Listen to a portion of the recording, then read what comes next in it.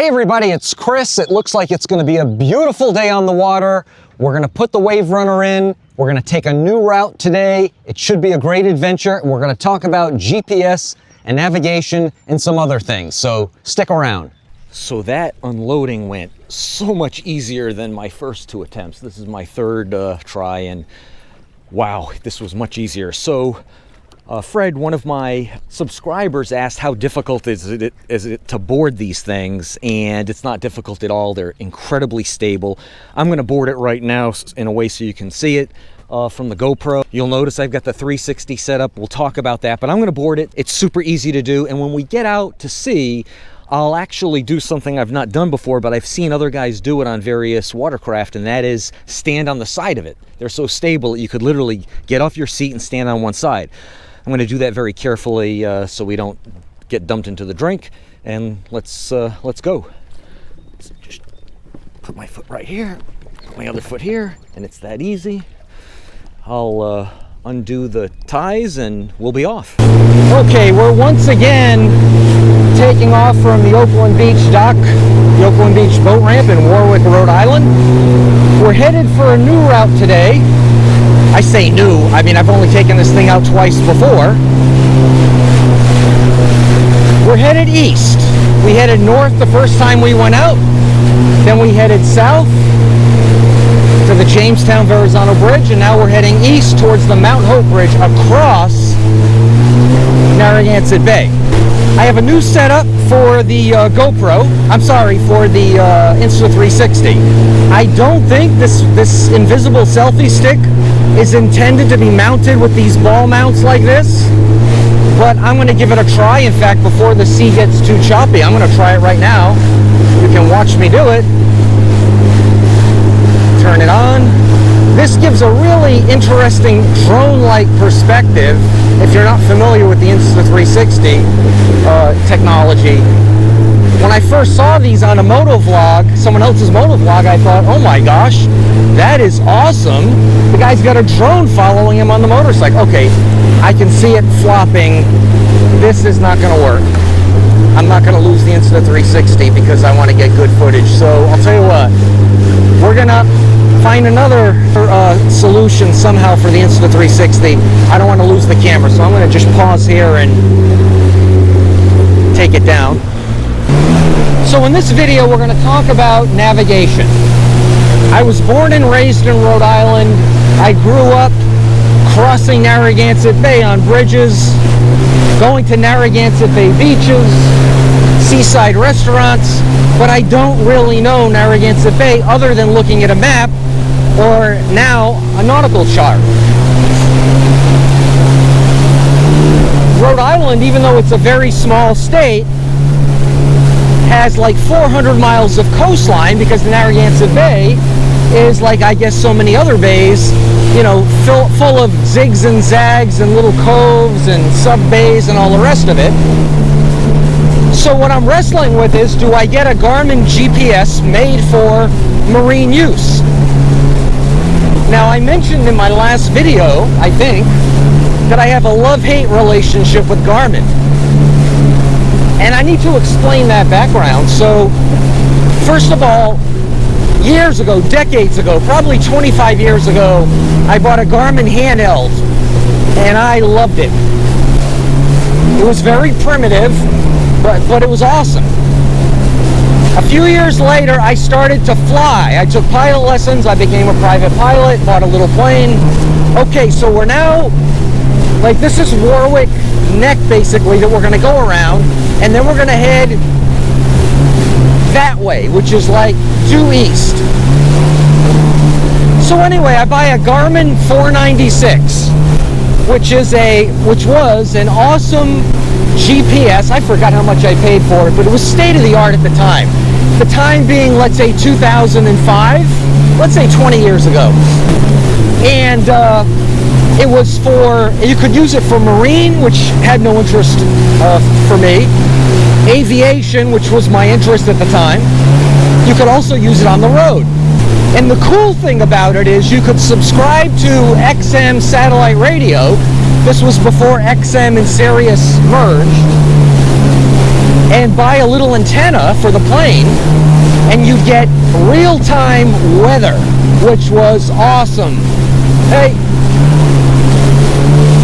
now I loved that thing and used it often, like regularly. A little chop because of that boat. Okay, so this is the tip of Warwick Neck. So this is the point where on the first journey when we headed north, we went that way. On the second journey, we headed that way, and now we're gonna head this way, I think. So anyway, I stopped flying after a few years, got rid of all of my aviation gear, including that Garmin.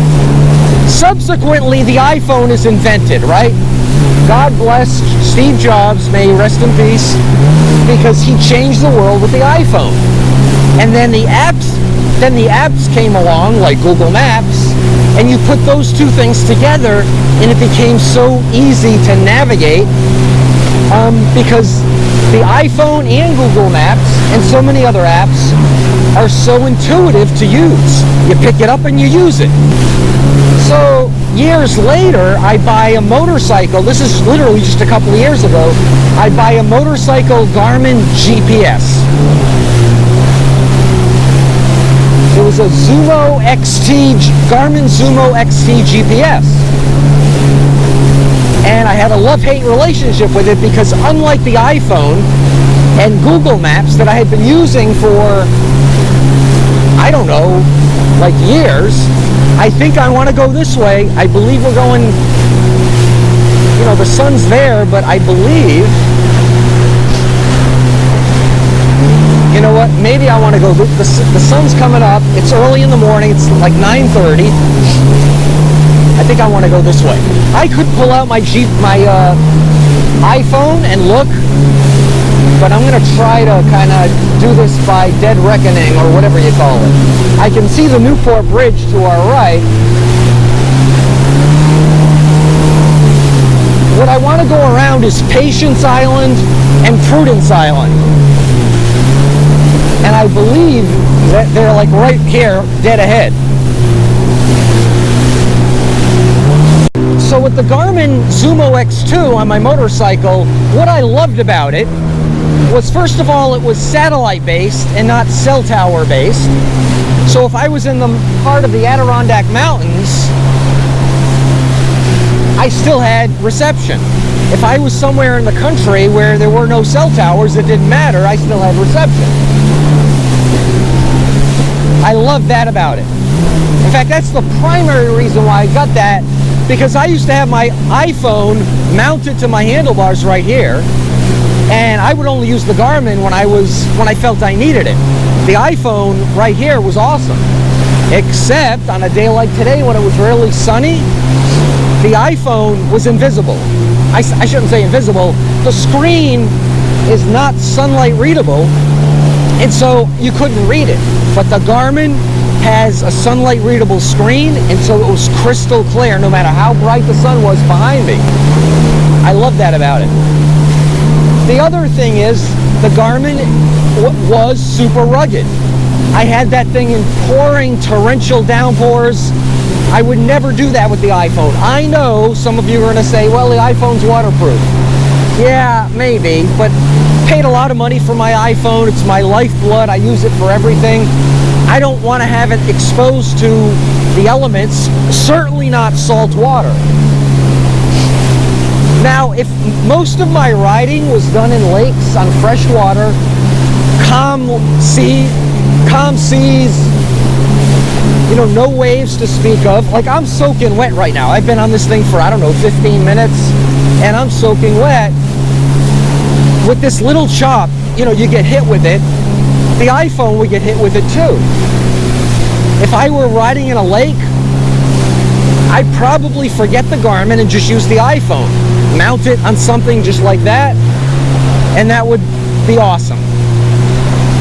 But because almost all of my riding is going to be at sea in salt water, on sunny days, I am seriously considering getting a Garmin There's a couple of handheld mounts, handheld models that are made for aviation. There's the, I think it's the 79, and then there's an 86. It might be 76 and 89. But anyway, you can get them for $300, $400, $500, $600. And I'd have it mounted right here or right here. And the beauty of those things are, well, one, like I said, satellite navigation, sunlight readable, rugged, and these things float actually. Now I wouldn't want to throw it in the water and test that, but they do float. In addition to those features, like the Garmin Zumo XT had maps pre-downloaded, the Garmin Marine GPSs, or at least some of them, have nautical charts downloaded. So I know where I want to go today. We're going to go to the Hog Island Lighthouse, which is right near the Mount Home Bridge. We're going to turn around and come back. I am like doing this by guesswork. I think this is the tip of Prudence Island, and we're going to go around it and go this way. I wouldn't be guessing, right? I would know exactly where I am. In addition, I think I said in the last video, I would love to have a clock. I wish Garmin, I wish Yamaha put a clock on that system, but they don't. I would love to mount a clock right here, and I also like to have a compass here. The Garmin has a clock on it and a compass. So it's like an all-in-one device. The only thing that has me second-guessing whether I should get that is I'm a minimalist. I don't like to buy a bunch of things. And whenever you buy a toy, whether it's a watercraft, a motorcycle, a snowmobile, you always have to buy these other things. Dock lines, all sorts of things. And that's just one more thing that I'd have to buy. It's not the money, it's just the additional thing. But I imagine people watching this video, at some point, people watching this video are going to have experience with Garmin Marine products. Let me know what you think. So I get home from the awesome ride, I download the video, I start to edit, and I realize I told you what I liked about the Garmin Zumo XT. I didn't tell you what I didn't like about it, what I really, really hated about it. I led into it by talking about Steve Jobs and the iPhone, but I didn't articulate it. So the Garmin Zumo XT was as unintuitive as it could get. It was so complicated, I hated the thing. I loved the sunlight readableness of the screen. I loved the ruggedness. I loved the satellite abilities that cellular abilities don't have. But my gosh, the thing was like, you needed to be a PhD in Garmin GPS to fully understand that thing. And I dread the idea of having to deal with that again if I buy a Garmin Marine unit. So Fred, the subscriber that I mentioned earlier, also asked me if the waves kind of give you a little jolt on the machine, and they do. Like this is nothing, and yet I can feel them. It's like I'm on a motorcycle, on whoop-de-doos, on a motocross bike.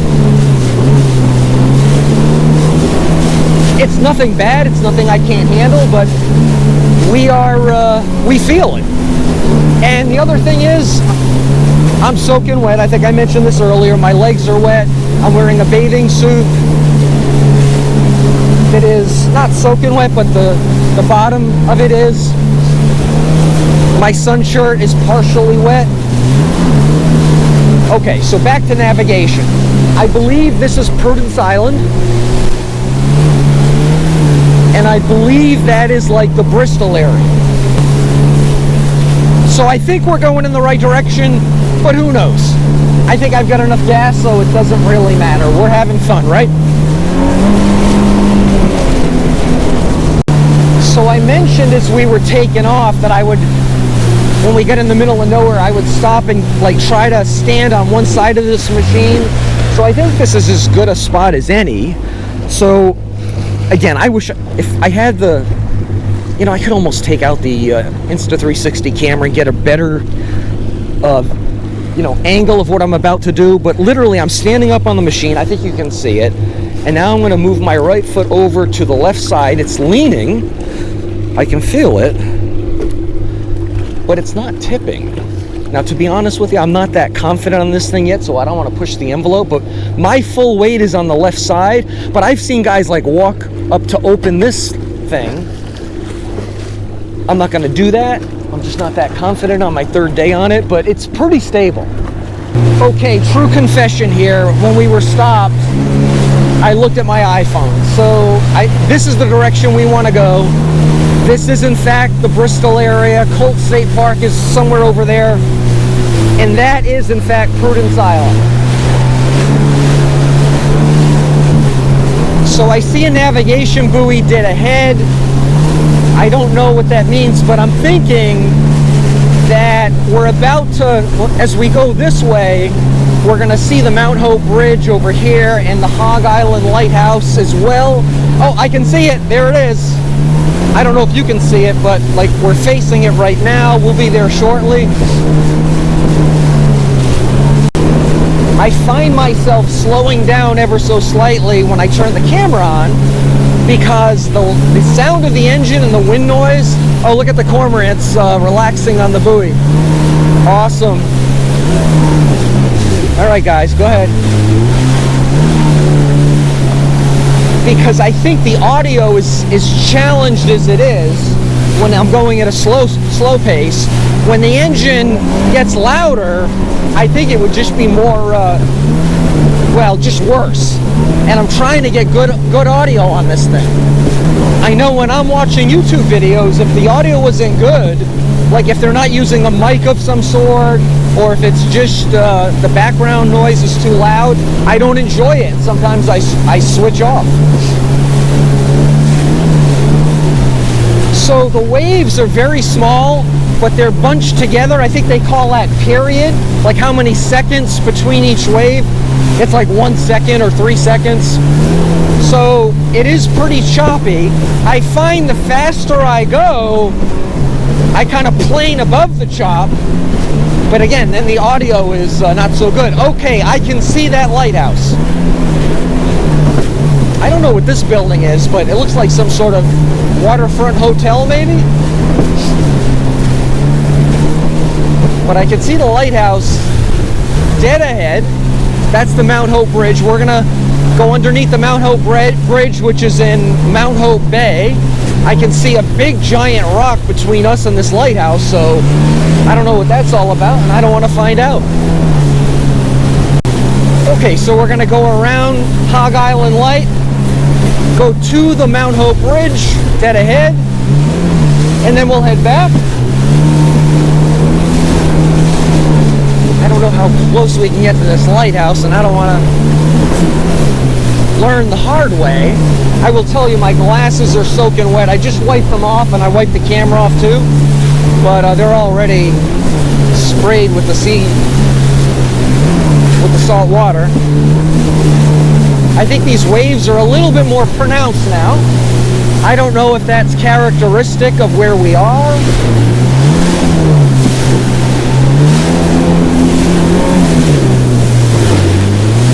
That lighthouse has seen better days. Okay, now these waves are really getting fun. And do you see what I mean about bunched together? Wow.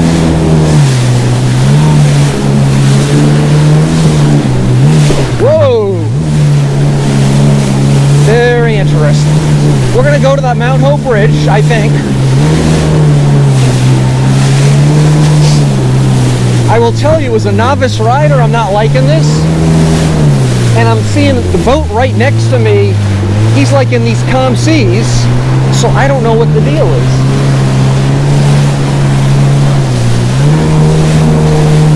And now all of a sudden it's a little calmer here. I don't know. Oh well. So much for calmer. I can taste the salt water.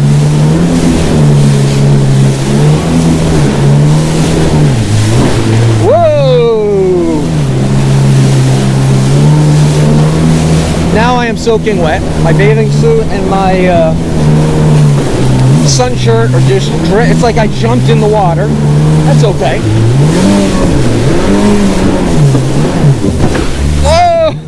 Oh, jeez. Now it could be that that's just the way it is at the mouth of the Mount Hope Bay, where we are right now. I'm determined to go under that bridge, or at least close to it, despite how unpleasant this is.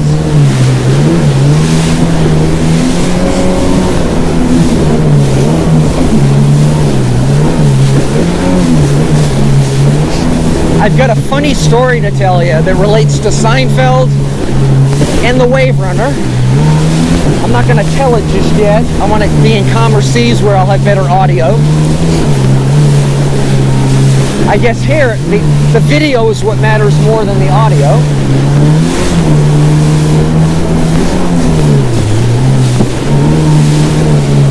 I will tell you, with my hands being soaking wet and the grips being soaking wet, I can see why people wear gloves. I don't know what material they're made of, but I'm guessing that would give me a much better grip than I have right now. Beautiful bridge. I don't know if you can see, but they're doing some work to it.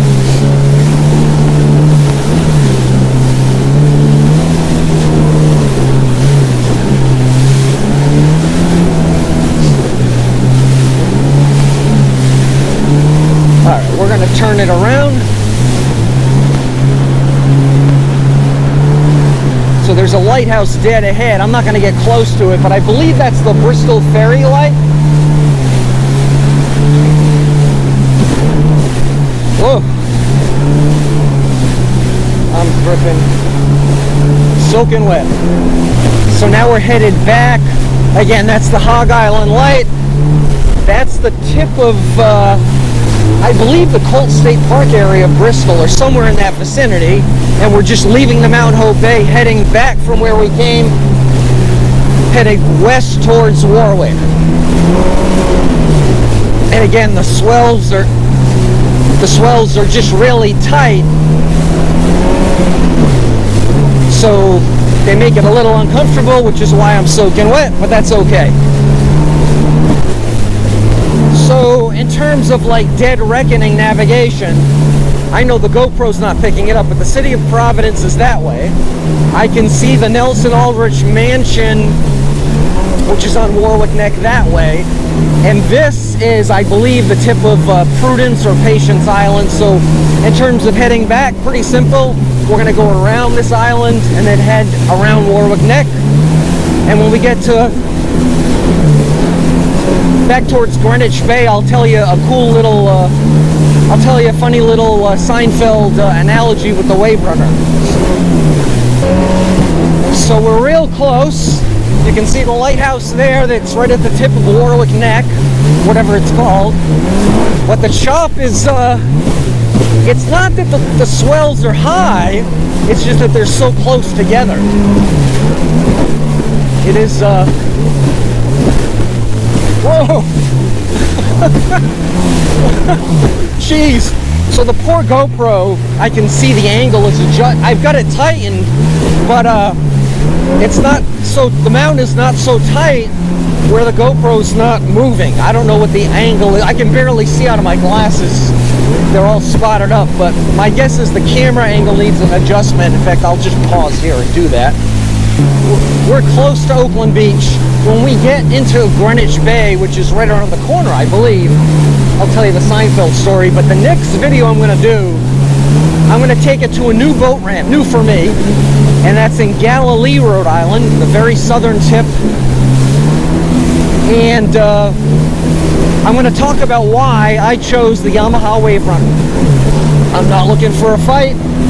I'm not looking for a, YouTube comments mashup, but I'll just tell you why I, one man's opinion, chose the Waverunner over the Sea-Doo and the Kawasaki jet ski. The wave report today, and I checked it, and I'm still learning, you know, how these reports work, but it was like the waves were going to be 1 foot, which is nothing, in one direction, and 3 feet in another direction, whatever that means, but they were both like at 3 seconds, like really tight. I think they were both at 3 seconds. So that's why I think this is the way it is.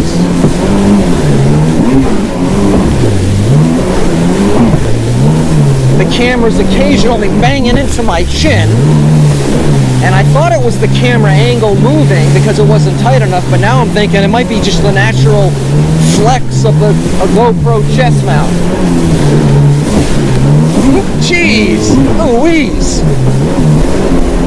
We're close. Okay, so my trusty GoPro just froze up, and I'm not sure what from my last segment was caught on video and what wasn't. But I'll tell you the Seinfeld analogy now. So I think actually I want to be there in terms of the channel. So if you remember the Seinfeld episode about the Junior Mint, which was one of my favorites. So the last time I was out, which was the second time I was out, I get home and I go through the cleaning process, which includes flushing the engine. Now the engine port that you put the hose into. So I don't know what's going on with the GoPro. I don't know if it was battery issues or whatever. I was out in the water and it started to go on the blink. I took the battery out, put it back in. Sometimes that helps, but I don't know. I hope I got some good footage today. I will tell you that loading and unloading is a whole lot easier when you start out straight on the ramp, both loading and unloading. The first couple of times I was here, both loading and unloading, I think that my mistake was I'd pull up to the ramp crooked because I was coming out of a parking space and then trying to get it aligned with the ramp. When you start out with the car and the trailer lined up with the ramp, it's a whole lot faster and a whole lot simpler. So we're gonna save that Seinfeld story for another day because of my GoPro mishap. Hopefully the GoPro is, you know, in good shape. There's just it's just a fluke. We're gonna check that out. I'm still gonna try to find a solution with the Insta360 camera. I hope you liked this video. If you did, please hit that like button. If you have any comments on anything we saw, anything we talked about, please comment. Until the next video, thanks so much for watching and have a great day. Bye-bye.